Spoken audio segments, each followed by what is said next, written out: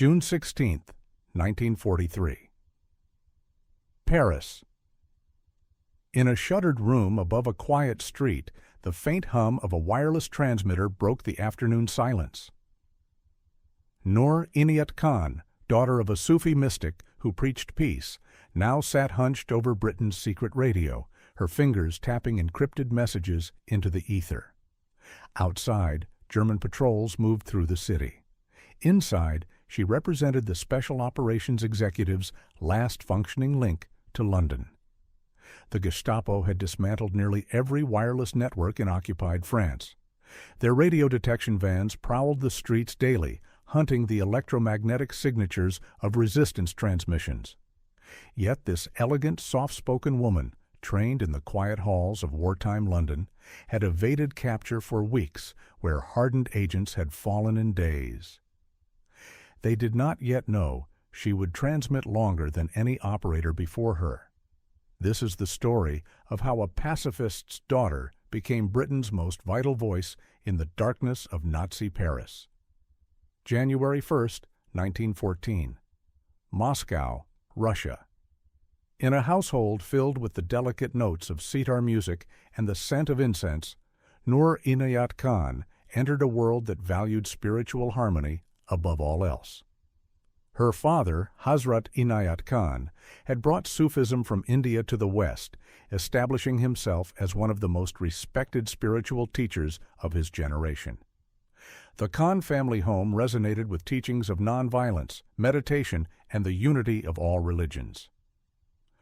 Noor grew up surrounded by music and mysticism. Her mother, Ora Ray Baker, an American woman who had embraced her husband's spiritual path, created an atmosphere where peace was not merely an ideal, but a practiced reality. The family moved frequently, Moscow, London, Paris, but the core values remained unchanged.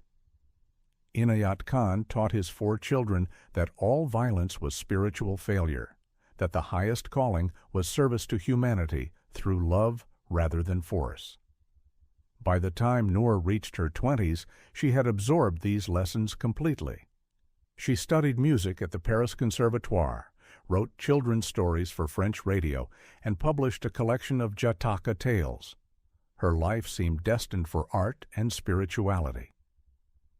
The family had settled in Paris, where Noor found work as a writer and musician, contributing stories about Indian culture and wisdom to Radio Paris Mondiale. Then came September 3, 1939. Britain declared war on Germany. Noor was 25 years old, living in a world suddenly transformed. Within months, the German advance into Western Europe began. The Blitzkrieg swept through Poland, Denmark, Norway. By June 1940, Paris fell. The Khan family fled south ahead of the Wehrmacht's advance, eventually reaching Britain by ship from Bordeaux. In London, Noor faced an impossible contradiction. Everything her father had taught her demanded pacifism. Everything she witnessed demanded action. The Nazis represented a totalitarian evil that respected neither spiritual values nor human life. Her father had died in 1927, but his teachings remained. Yet Noor understood that sometimes protection of the innocent required participation in their defense. She enlisted in the Women's Auxiliary Air Force in November 1940. Her fluency in French and English, combined with her education and composure, marked her as exceptional. Within months, she was training as a wireless operator, learning Morse code and radio procedures. The work was technical, precise, demanding. Nothing in her spiritual upbringing had prepared her for military discipline and the machinery of war. But Noor adapted. Her instructors noted her dedication and her unusual calmness under pressure. She scored highly in wireless operation tests, demonstrating both technical skill and the mental fortitude required for extended concentration. By early 1942, she had become one of the WAF's most capable wireless operators, working at RAF Bomber Command Headquarters. It was there that representatives from the Special Operations Executive first observed her. The Special Operations Executive had been established in July 1940 by Churchill's directive to set Europe ablaze. Its mission was sabotage, subversion, and support for resistance movements across Nazi-occupied territories. The organization operated from Baker Street in London, recruiting agents for extraordinarily dangerous missions behind enemy lines. Wireless operators were the SOE's most vital and vulnerable assets. They transmitted intelligence, coordinated supply drops, and maintained contact between resistance cells and London headquarters. They were also the Gestapo's primary targets. German radio detection technology had grown increasingly sophisticated, capable of triangulating transmission sources within minutes. In February 1943, Noor received an unusual summons. She was interviewed by Colonel Maurice Buckmaster, head of SOE's French section, known internally as F Section. Buckmaster explained what the assignment would entail: parachuting into occupied France, operating clandestinely in Paris or elsewhere, transmitting messages under constant threat of detection and capture. The statistics were not encouraging. Of the previous wireless operators sent to France, several had already been captured. The Gestapo's Paris headquarters had dedicated entire units to hunting radio operators. They used direction-finding vans equipped with loop antennas, cruising the streets and pinpointing transmission sources. Once located, arrest usually followed within hours. Buckmaster was frank about the dangers. He was also impressed by Noor's qualifications. Her French was native level, her wireless skills were excellent, and she possessed an unusual quality of calm determination. Some members of the SOE selection board had reservations. They worried she might be too gentle, too idealistic for the brutality of occupied France. Noor had her own reservations. She asked for time to consider whether she could reconcile this mission with her father's teachings. She spent several days in contemplation, weighing her pacifist principles against the reality of Nazi occupation. She read reports of deportations, executions, the systematic destruction of French Jewish communities. She concluded that remaining passive in the face of such evil would itself be a betrayal of her spiritual values. She accepted the mission. Her training began immediately at various SOE facilities across England. At Wanborough Manor in Surrey, she learned basic fieldcraft and security procedures. At Arisaig in Scotland, she practiced weapons handling and close combat, training that disturbed her deeply, but which she completed with characteristic thoroughness. At Tame Park in Oxfordshire, she underwent intensive wireless training specific to covert operations. The instructors taught her to transmit at high speed, to encode and decode messages rapidly, to maintain her equipment under field conditions. She learned to recognize the distinctive sound patterns of German detection equipment. She memorized security checks, deliberate errors in transmission that would alert London if she were captured and forced to transmit under duress. The training also covered interrogation resistance, though no amount of training could fully prepare agents for Gestapo methods. She learned basic German phrases, memorized her cover story, and practiced maintaining her false identity under questioning. Her legend was carefully constructed. She would be Jeanne-Marie Renier, a children's nurse from Bordeaux.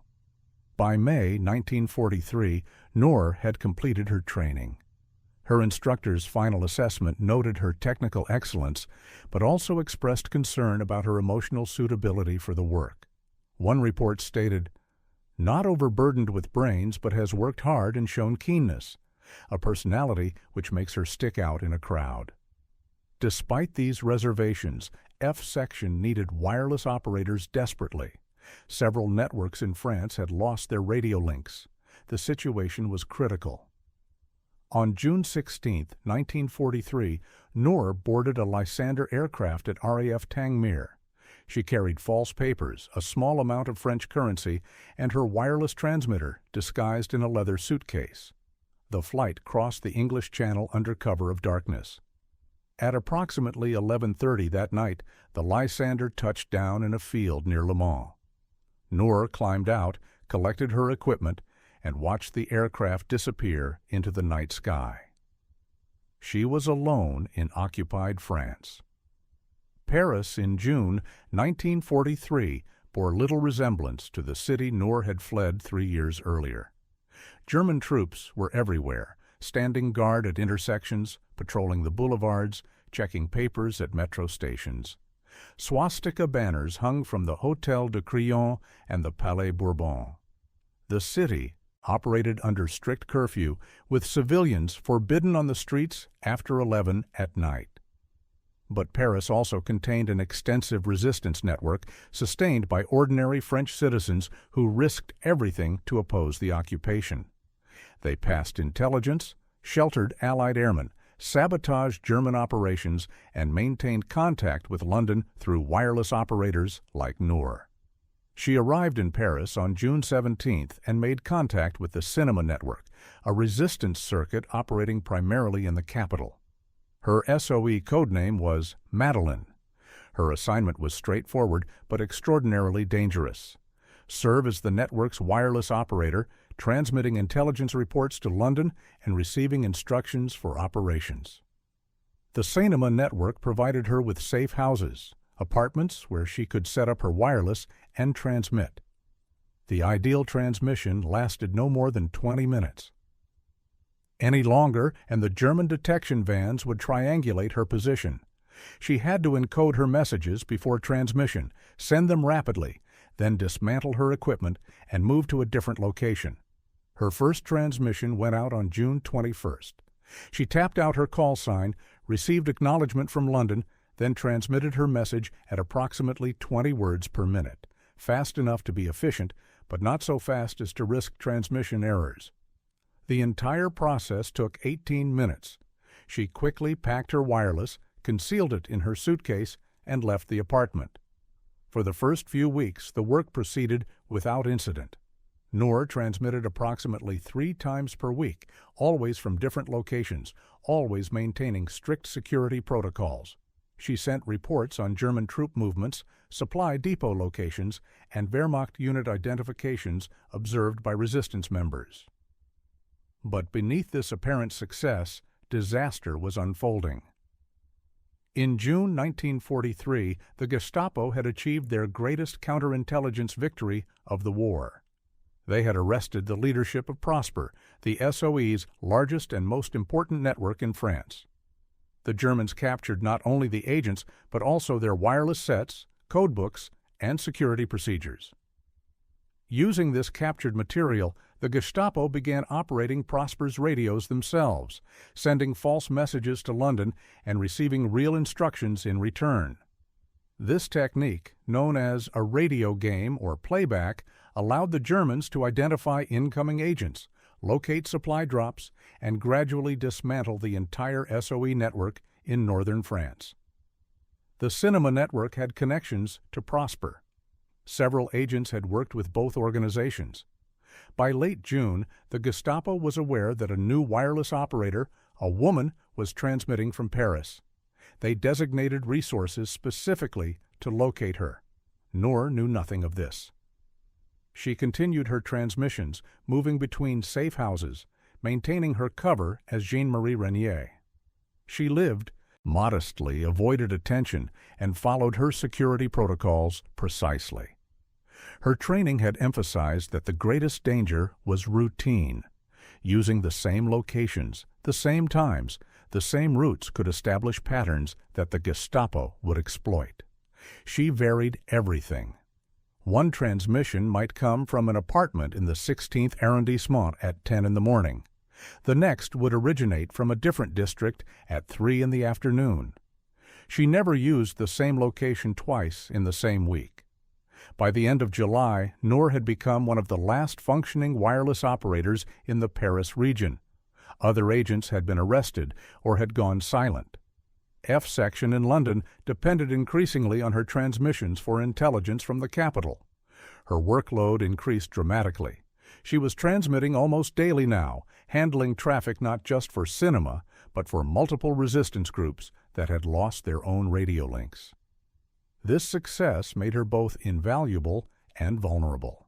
Every transmission was a calculated risk, a brief window during which German direction-finding equipment could lock onto her signal. The Gestapo's radio detection units worked constantly, scanning frequencies, triangulating sources, building their maps of resistance communications. Noor understood the danger. Every agent who was captured confirmed the Gestapo's sophistication. Yet she continued, driven by duty and by the knowledge that without her transmissions, the resistance would be blind and isolated. In her quiet determination, this daughter of a Sufi mystic had become the most critical intelligence link between occupied Paris and London. August 1943 brought oppressive heat to Paris. The city sweltered under cloudless skies, and the crowded metro became almost unbearable. For Noor, the weather presented additional complications. Windows had to remain closed during transmissions to muffle the wireless's distinctive hum, turning safe houses into stifling boxes where she worked in constant discomfort. The operational tempo had become unsustainable. F section in London was sending her multiple messages daily, each requiring acknowledgement, decoding, and response. She was transmitting for almost 6 hours per day now, far beyond safety limits. The standard procedure called for transmissions of 15 to 20 minutes maximum, followed by several days' silence. Noor was transmitting for 40 minutes at a time, sometimes twice, in a single day. Her colleague Gilbert Norman, who had worked with the Prosper Network, had been arrested in July. His capture had come after a direction-finding van tracked his transmission to a specific building. The Gestapo had simply surrounded the structure and searched every apartment until they found him. Noor knew the statistics were against her. The average operational lifespan of a wireless operator in occupied France was 6 weeks. She had been transmitting for 10 weeks.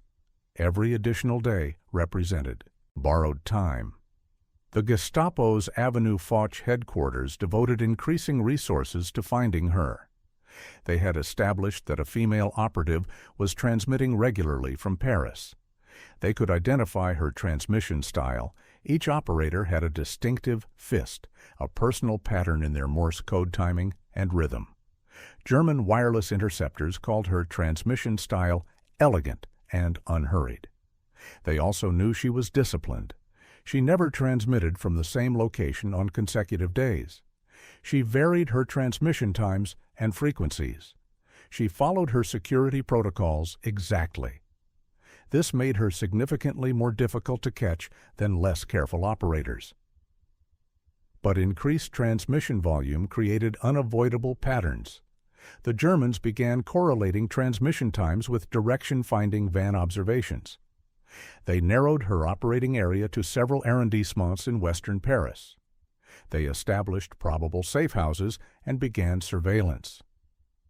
Noor sensed the net tightening. Safe houses that had been secure became compromised. Contacts failed to appear at scheduled meetings. The resistance members she worked with reported increased German activity in areas where she had recently transmitted.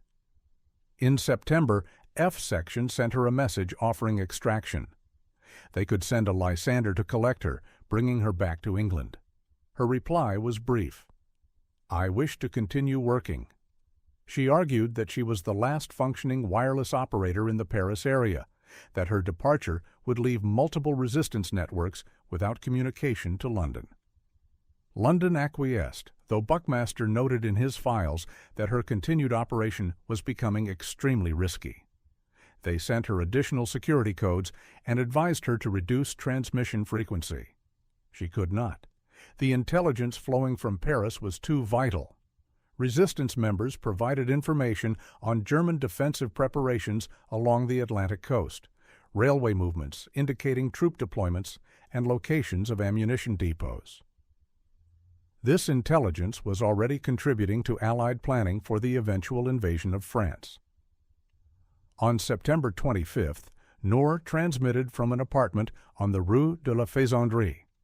The transmission lasted 37 minutes. She was sending a particularly long message containing coordinates and descriptions of German fortifications near Calais. Unknown to her, 2 direction-finding vans had triangulated her position within the first 15 minutes of transmission. But she completed the message, packed her equipment, and left the building before the Gestapo arrived.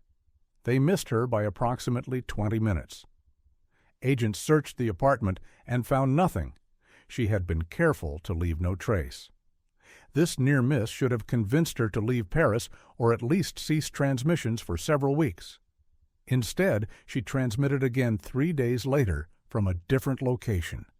The intelligence was too important, she reasoned. The invasion was coming, though she did not know when. Every piece of information about German defenses could save Allied lives. Her handler in the cinema network, a resistance organizer named Henry Gary, urged her to slow down. "You're transmitting more than any 3 operators," he told her in late September. "The Germans will find you." "Then I'll be more careful," she replied. By the end of September, Noor had been operating continuously for 14 weeks. She had sent over 200 messages to London, more than any other SOE wireless operator in France. F section described her as indispensable in their internal communications. The Gestapo described her as their highest priority target in Paris. Chapter 4, 780 words. Artifact, Avenue Foch. Arrest log, October 1943. Gestapo headquarters maintain meticulous records of all arrests. The entry for October 13th lists Nora Bakir, the Germans misspelled her alias, as captured at approximately 10:30 in the morning. The betrayal came from within. The exact identity of the informant remains disputed by historians, but the outcome was unambiguous. On October 13, 1943, the Gestapo received precise information about Noor's location, an apartment at 40 Rue de la Faisanderie in the 16th arrondissement. That morning, Noor was preparing to transmit. She had encoded her message the previous evening and planned a short transmission, perhaps 20 minutes. The message contained information about German troop concentrations near Nantes, intelligence that London had specifically requested. At approximately 10:15, she heard boots on the stairs, not the casual sound of residents, but the heavy, purposeful tread of multiple men moving quickly. She had perhaps 30 seconds warning. Her training specified the procedure: destroy the codes, dismantle the wireless if possible, attempt escape through alternative exit if available. The apartment had no alternative exit. She moved to destroy her codes, but the door burst open before she could finish. German security police flooded into the room, weapons drawn. She was surrounded within seconds. The arrest was conducted by Hans-Josef Kiefer, the Gestapo's chief of counterintelligence in Paris, personally.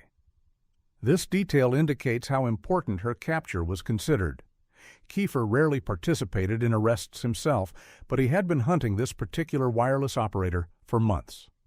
They found her wireless equipment fully assembled, her coded message partially transcribed, and her security codes. It was a complete intelligence capture. Not only had they arrested a key operative, but they had also seized material that could potentially be used for a radio playback operation. Noor was taken immediately to Avenue Foch, the elegant street where the Gestapo maintained their Paris headquarters in confiscated buildings. The tree-lined avenue, once home to wealthy Parisians, had become the most feared address in occupied France. Resistance members called it the place you don't come back from. She was placed in a second-floor room and interrogated by Kiefer himself. He spoke fluent French and English, having worked in intelligence for over a decade. His approach was initially cordial. He explained that the war was effectively over, that German victory was merely a matter of time, that she could spare herself considerable unpleasantness by cooperating. Noor provided only her name and her rank equivalent. She refused to answer operational questions. Kiefer then offered her a deal. If she would transmit messages to London under German control, she would be treated as a prisoner of war rather than a spy. This was a standard Gestapo technique. captured wireless operators who cooperated, avoided torture, and summary execution. She refused. Her SOE training had covered exactly this scenario. She knew that any transmission she sent under duress could compromise agents, operations, and lives. She also knew that her security checks, deliberate errors built into her transmission style, would alert London if she were captured.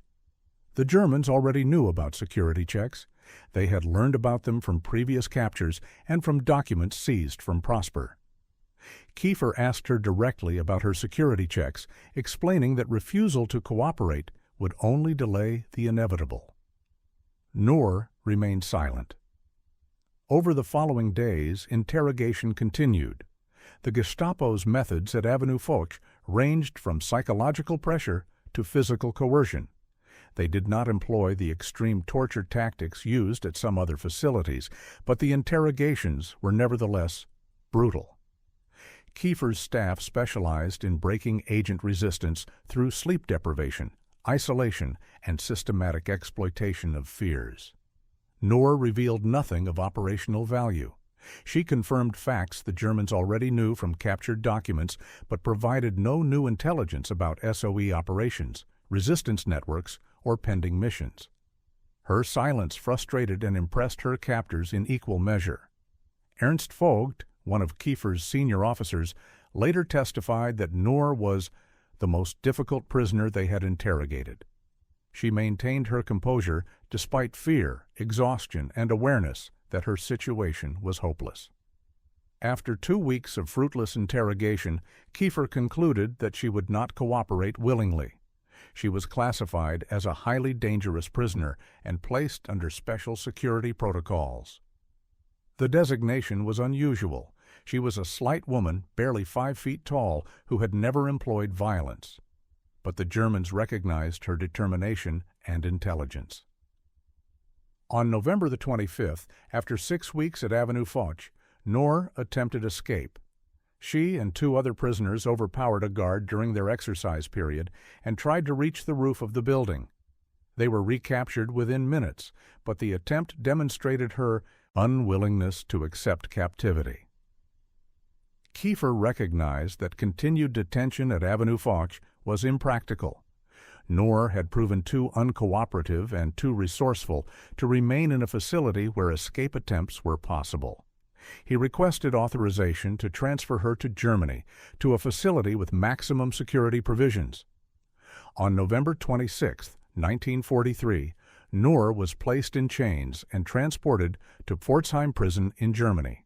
She would never see France again. Chapter 5. 820 Words. Artifact: Pforzheim Prison Record. German administrative documents show prisoner Nora Baker held in solitary confinement under Nacht und Nebel, night and fog, protocol, the Nazi designation for prisoners who were to disappear without trace. Pforzheim prison stood in southwestern Germany, near the Black Forest. Built in the 19th century, it had been repurposed by the Nazis for special category prisoners, those considered dangerous enough to require complete isolation from other inmates and from the outside world. Noor was placed under Nacht und Nebel status. The Night and Fog Decree, signed by Field Marshal Keitel in December 1941, authorized the disappearance of persons considered threats to German security. Prisoners under this classification were held without charges, without trials, and without any communication with the outside world. No correspondence was permitted, no Red Cross access was allowed. They simply vanished. Her cell measured approximately 3 meters by 2 meters. It contained a wooden bed, a thin mattress, a blanket, and a bucket. The single window was small and barred. She was kept in chains continuously, hands and feet, the restraints removed only during the brief periods when she was allowed to wash or exercise. Solitary confinement in chains represented severe punishment even by the brutal standards of Nazi detention. The physical discomfort was constant. The psychological isolation was devastating. For months she had no contact with other prisoners, no books, no writing materials, no information about the outside world. Prison guards later testified that she remained dignified despite these conditions. She refused to be broken by isolation or discomfort. When guards brought her meager food rations, she thanked them politely. When they removed her chains for washing, she maintained her composure. She also continued to resist in small ways. She scratched marks on her cell wall, apparently tracking days or perhaps just asserting that she still existed, that she could still act. When interrogators visited from Karlsruhe Gestapo headquarters, she refused to answer their questions, just as she had refused at Avenue Foch.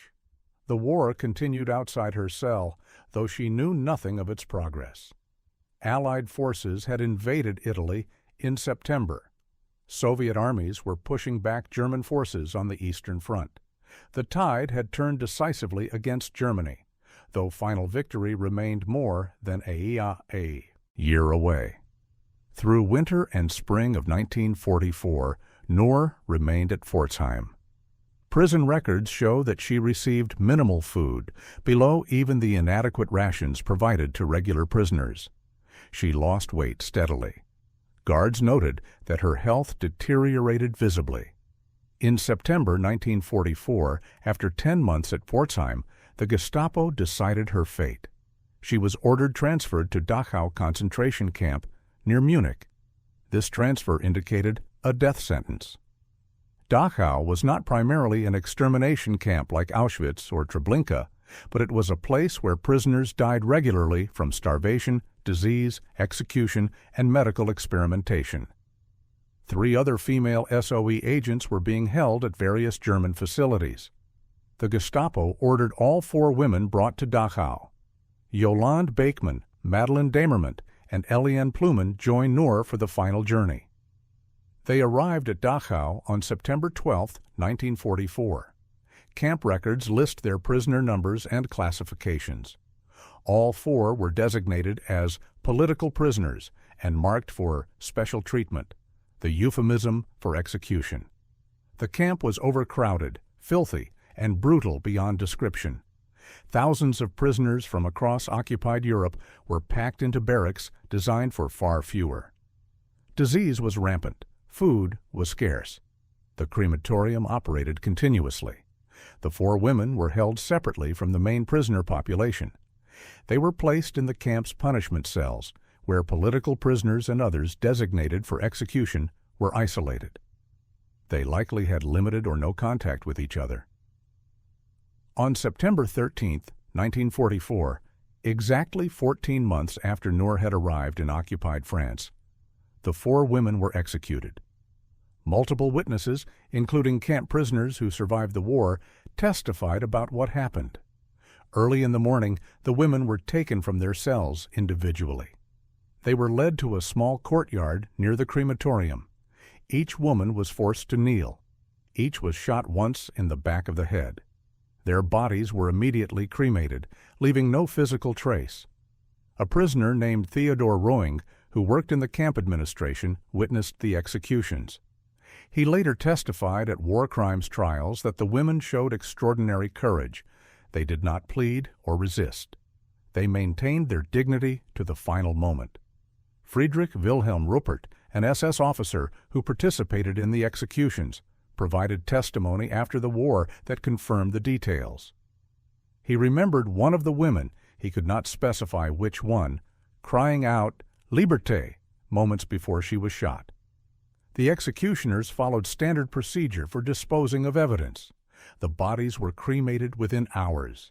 No death certificates were issued. No notifications were sent to next of kin. The women simply ceased to exist in any official record. But they had not been forgotten. In London, F Section had continued, tracking their agents. When Noor failed to transmit in mid-October 1943, she was listed as missing. Throughout 1944, the SOE tried to determine what had happened to her and other missing agents. They would not learn the truth until after Germany's surrender in May 1945. The truth emerged slowly, piece by piece, as Allied forces swept across Germany in the spring of 1945. When American troops liberated Dachau concentration camp on April 29, 1945, they found thousands of starving prisoners, mass graves, and meticulous German administrative records. Among those records were prisoner logs indicating that 4 female agents had been brought to the camp in September 1944 and executed the following day. The entries were brief: prisoner numbers, dates of arrival, notation of execution. No names were recorded, only numbers and classifications. British military intelligence teams arrived at Dachau within weeks of liberation. They were searching specifically for information about missing SOE agents. Over 30 agents had disappeared into German custody, their fates unknown. The investigation required cross-referencing German prison records, interrogating captured Gestapo personnel, and locating camp survivors who might have witnessed events. The investigation of Noor's fate took nearly a year. Interrogators tracked down Hans-Josef Kiefer, who confirmed her capture at Rue de la Faisanderie and her subsequent interrogation at Avenue Foch. He provided details about her refusal to cooperate, her escape attempt, and her transfer to Pforzheim prison. Prison records at Pforzheim confirmed her detention there under Nacht- und Nebel protocols. Guards remembered her, though they knew her only by her prisoner number and the fact that she was kept in chains. They described her resilience and dignity. The final confirmation came from Dachau camp records and survivor testimony. Theodor Roing's account was crucial. He had worked in the camp administration and had witnessed the execution of 4 women on September 13, 1944. His description of the women, their treatment, and their execution matched the pattern of other SOE agent killings. Friedrich Wilhelm Ruppert, the SS officer who participated in the execution, was eventually located and interrogated. His testimony provided the final details. He confirmed the date, the method of execution, and the immediate cremation of the bodies. On January 7, 1946, the British government officially notified the Khan family that Noor was dead. She had been listed as missing for over 2 years. Her mother, brothers, and sister learned that she had been executed at Dachau, though initially the exact circumstances were not disclosed. The notification letter was formal and brief. It is with deep regret that I have to inform you that your daughter, Assistant Section Officer Noor Inayat Khan, is now reported to have died on 13 September 1944 at Dachau concentration camp, Germany. Her family had lived with uncertainty since October 1943, when her transmission ceased. Now they had confirmation, but also new questions. How had she been captured? Had she suffered? What had she revealed under interrogation? The SOE gradually provided more information. Maurice Buckmaster met with the family personally. He explained that Noor had been betrayed by an informant, that she had refused to cooperate with German interrogators, that she had maintained her silence despite brutal treatment, and that her courage had been extraordinary. He also told them something else. Her transmissions had provided vital intelligence for Allied planning. The information she sent from Paris in the summer and early autumn of 1943 contributed directly to the success of D-Day operations 8 months after her capture. Resistance intelligence about German coastal defenses, troop dispositions, and supply routes helped Allied planners identify weaknesses and opportunities. Chapter 7, 580 words. Artifact, the George Cross Medal, Britain's highest civilian decoration for gallantry. The citation for Noor's posthumous award, announced on April 5, 1949, describes her as displaying the most conspicuous courage. The full scope of Noor's contribution became clearer as classified SOE files were gradually declassified over subsequent decades. Her story emerged not as a tale of military valor in conventional terms, but as something more complex. A spiritual pacifist who became an effective intelligence operative, maintaining her principles even while engaging in warfare's shadows. Statistics revealed the scale of her achievement. She transmitted over 200 encrypted messages during her 14 weeks of operation in Paris. This exceeded the output of any other wireless operator in France during the same period. She operated alone for most of this time, after other operators had been captured or had withdrawn. Her refusal to cooperate under interrogation prevented the Gestapo from executing a successful radio playback operation using her wireless set and codes. Had she broken under interrogation, the Germans could have compromised incoming agents, supply drops, and resistance operations across the Paris region. Her silence, maintained despite torture and the certainty of execution, saved lives. The intelligence she transmitted influenced Allied strategic planning. Reports on German defensive preparations along the Atlantic Wall, compiled from her transmissions and those of other agents, helped planners identify Normandy as a vulnerable invasion point. Information about German troop strengths, railway capacity, and supply depots contributed to logistics calculations for Operation Overlord. In April 1949, King George VI posthumously awarded Noor the George Cross. The citation read, "Assistant Section Officer, Noor Inayat Khan displayed the most conspicuous courage, both moral and physical, over a period of more than 12 months." The French government awarded her the Croix de Guerre with Gold Star, recognizing her contribution to French liberation. Her name was inscribed on the Valence SOE Memorial in central France, alongside 103 other F-Section agents who died in German captivity. But beyond medals and memorials, Noor's legacy rested in a more fundamental achievement.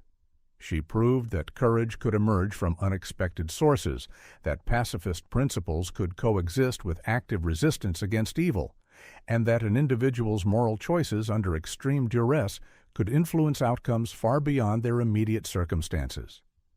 Her story also highlighted the cost of victory.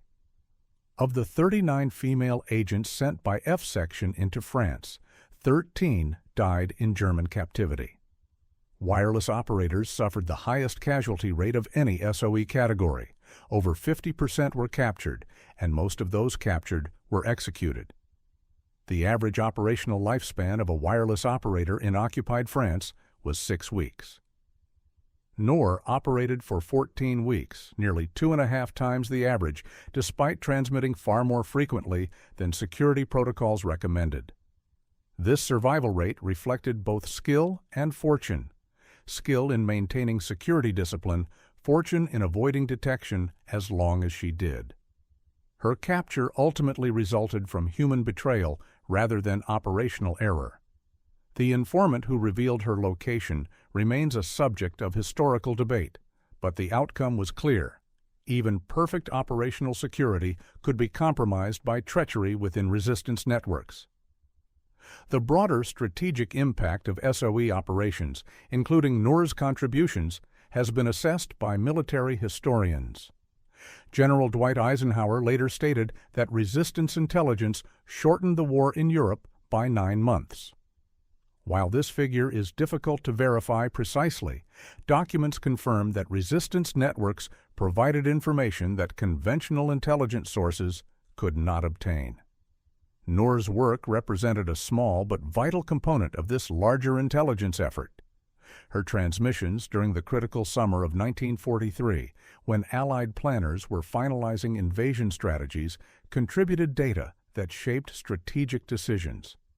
The decades following the war witnessed a gradual recognition of Noor's contribution.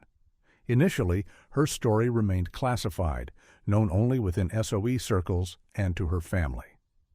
As wartime secrecy restrictions eased through the 1950s and 1960s, authors and historians began documenting SOE operations and the fates of individual agents.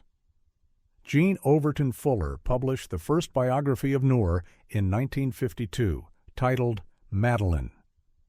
The book, based on interviews with Noor's family, SOE colleagues, and some former German officers, brought her story to public attention. Fuller's research established many key facts about Noor's mission, capture, and execution, though some details remained uncertain due to incomplete records.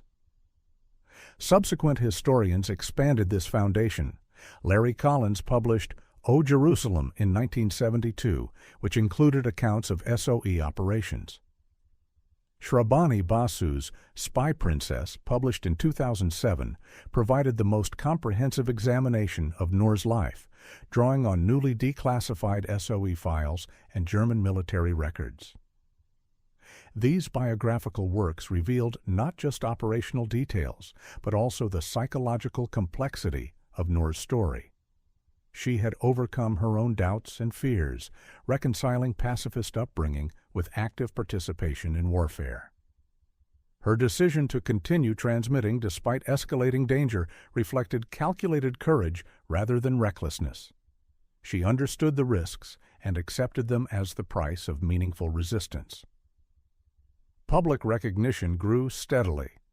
In 1949, the George Cross ceremony had been private, attended only by family members and SOE representatives. By the 21st century, Noor's story had entered broader cultural consciousness, recognized as emblematic of immigrant contributions to British wartime efforts and of Muslim participation in the fight against fascism. In 2012, Princess Anne unveiled a memorial bust of Noor in Gordon Square Gardens, London, near where Noor had lived before departing for France. The memorial's creation reflected advocacy by multiple communities, veterans organizations, Muslim community groups, and those championing recognition of women's wartime service. The memorial inscription includes a single word, liberté, freedom.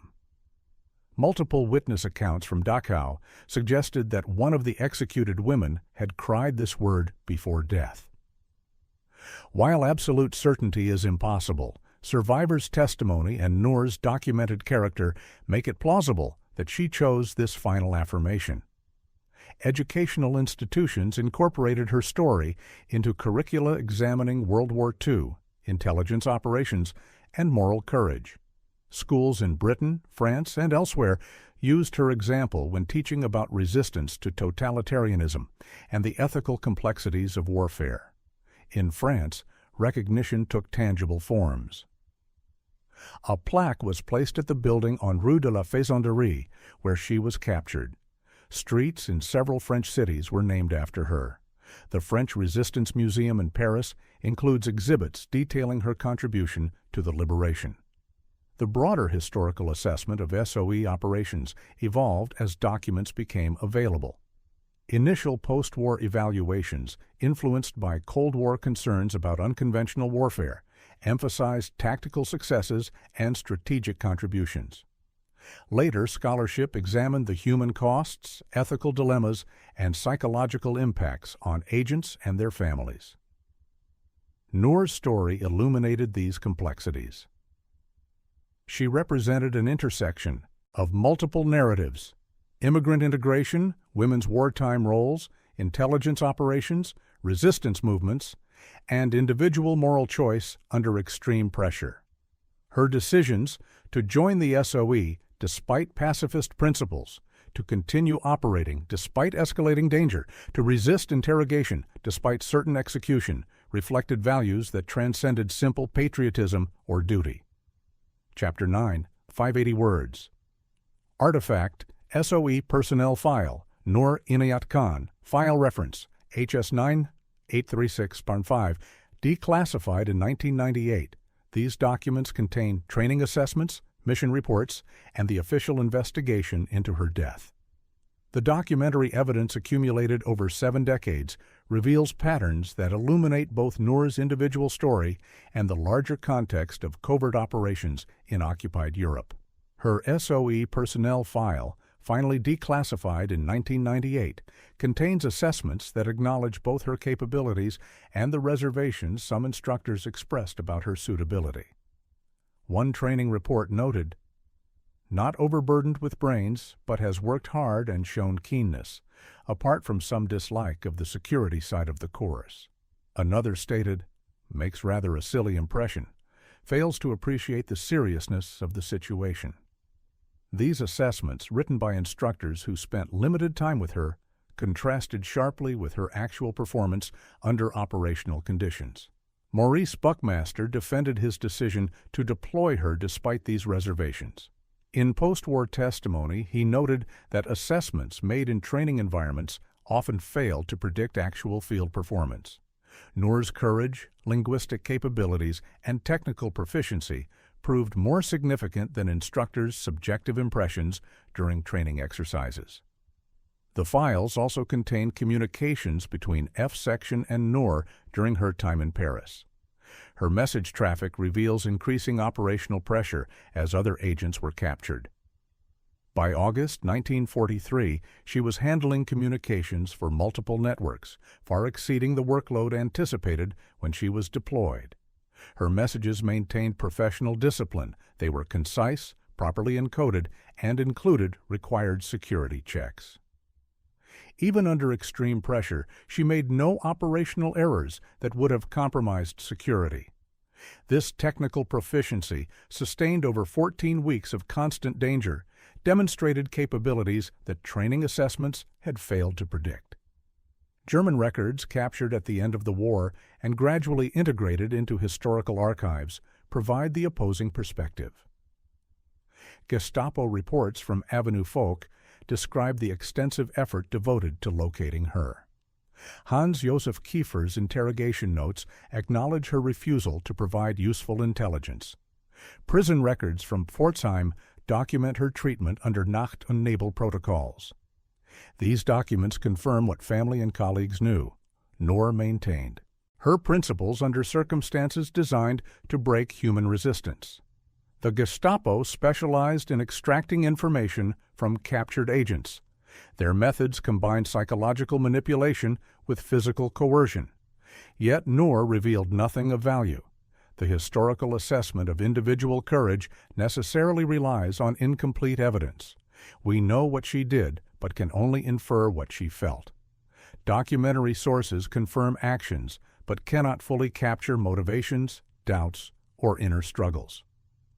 What remains clear from available evidence is this: Noor chose to serve, chose to continue operating when withdrawal was possible, and chose silence when speech might have saved her life.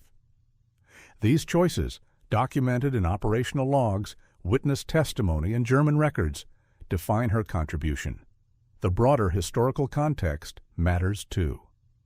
She was one of thousands who resisted Nazi occupation through various means: violent and nonviolent, public and clandestine, dramatic and mundane.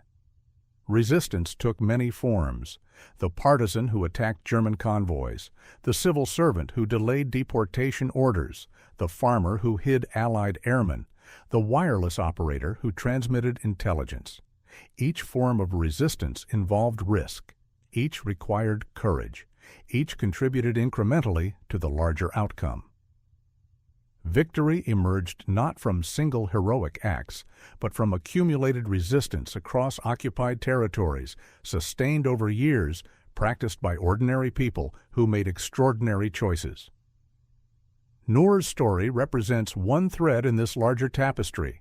Her contribution was specific, intelligence transmission, but its effects rippled outward. Information she sent influenced planning, operations, and ultimately outcomes.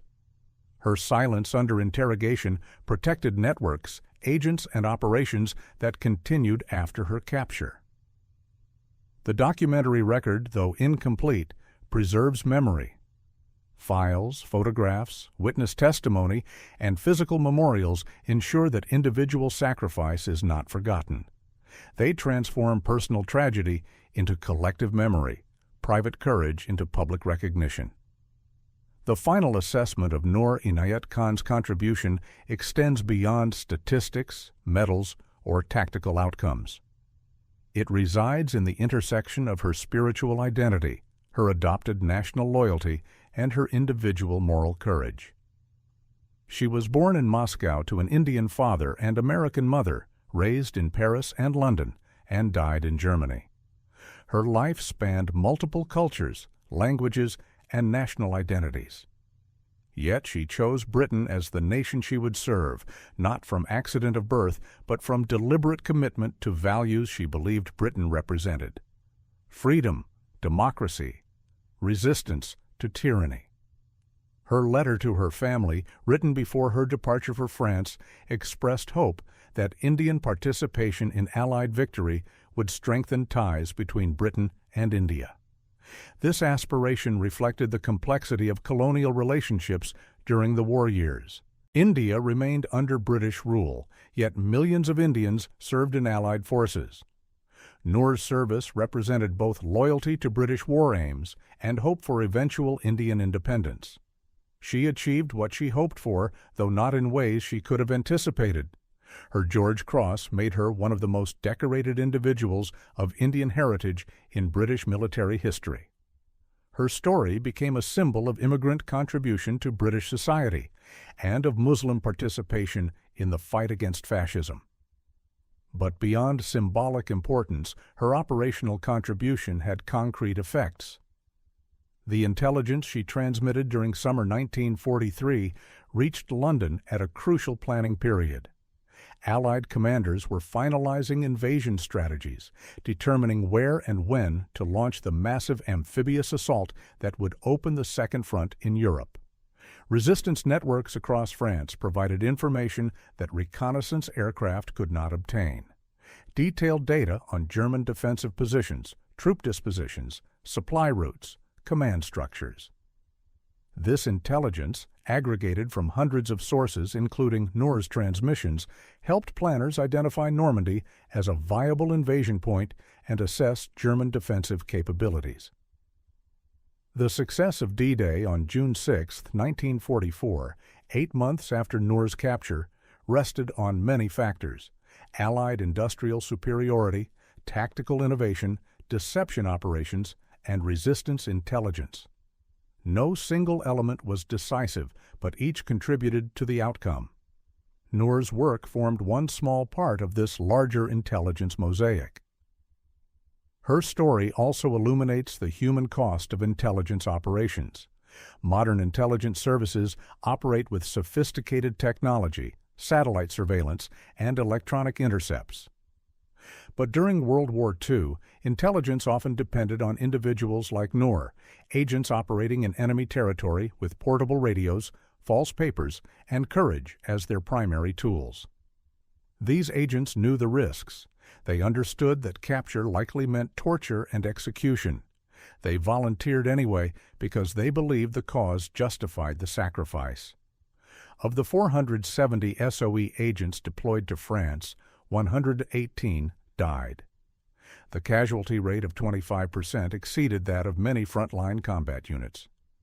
Noor's execution at Dachau placed her among the war's millions of victims, but her story retained individual meaning because documentary evidence preserved details: her words, her choices, her silence under interrogation, her final moments.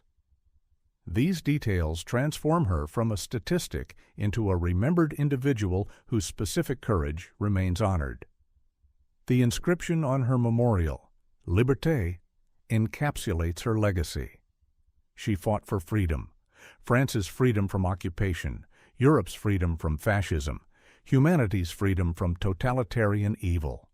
She maintained her own internal freedom even when all external freedom was stripped away. Freedom to choose silence, freedom to maintain dignity, freedom to die with honor.